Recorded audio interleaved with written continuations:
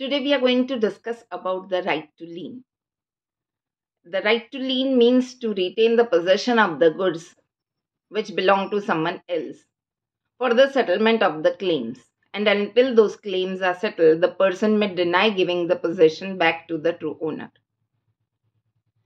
Right to lien का मतलब ये है कि किसी और के गुड्स हैं, वो आपने अपने पास उसका पोजेशन रिटेन करके रखा है क्योंकि आपने वो गुड्स के लिए कुछ सर्विसेज रेंडर की हैं, कुछ काम किया है वो गुड्स पे, और उसके बदले में जो मुआवजा आपको मिलना चाहिए, आपका जो मेहनताना मिलना चाहिए, वो नहीं मिला है, तो वो गुड्स वापस देने से आप इनकार करते हैं. That is known as the right to lean.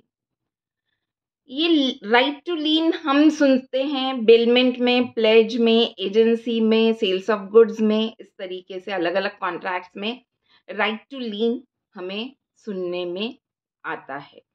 So it is a very important right and you should understand it very properly. To retain the possession of the goods which belong to someone else for the settlement of the claim is known as the right to lien. अब ये right to lien के लिए possession of the goods is necessary. मतलब you are having the possession of the goods, only then you can utilize the right to lien. Possession यदि किसी और के पास है तो आप राइट टू लीन का इस्तेमाल नहीं कर सकते. तो ये पोजेशन आपके पास किस तरीके से रहेगा, तो इट शुड बी लॉफुल, मतलब सही तरीके से वो गुड्स आपके पास आए हैं, छीन के, चुरा के, झपट के लाए हो, वैसा नहीं. लॉफुली वो गुड्स आपके पास आए हैं and it should not be for a particular purpose and the possession should be continuous. आपने दे दिया फिर आप नहीं ले सकते. The possession should be continuous. And how do you get this right to lien? तो it can be by statute या फिर वो पर्टिकुलर ट्रेड में यदि उस तरीके का सिस्टम है तो राइट टू लीन कुछ कॉन्ट्रैक्ट्स में होता है. In few situations there is expressed और implied right to lien. Basically there are two types of liens. एक है पर्टिकुलर लीन और दूसरा होता है जनरल लीन.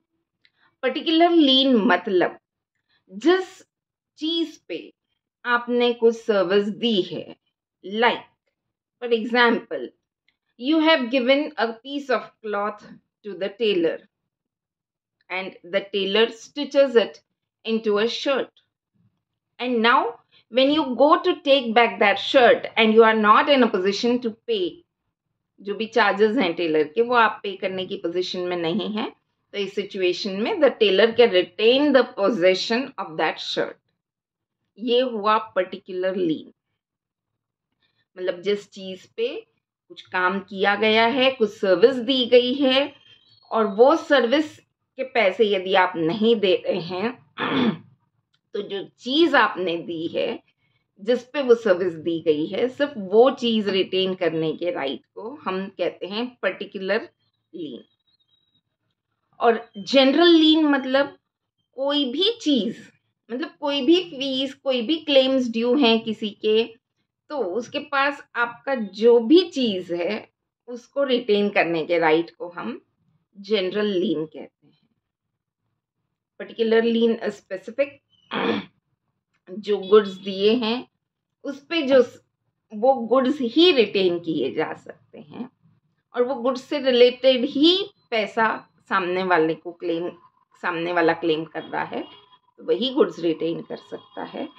उस राइट को हम पर्टिकुलर लीन कहते हैं.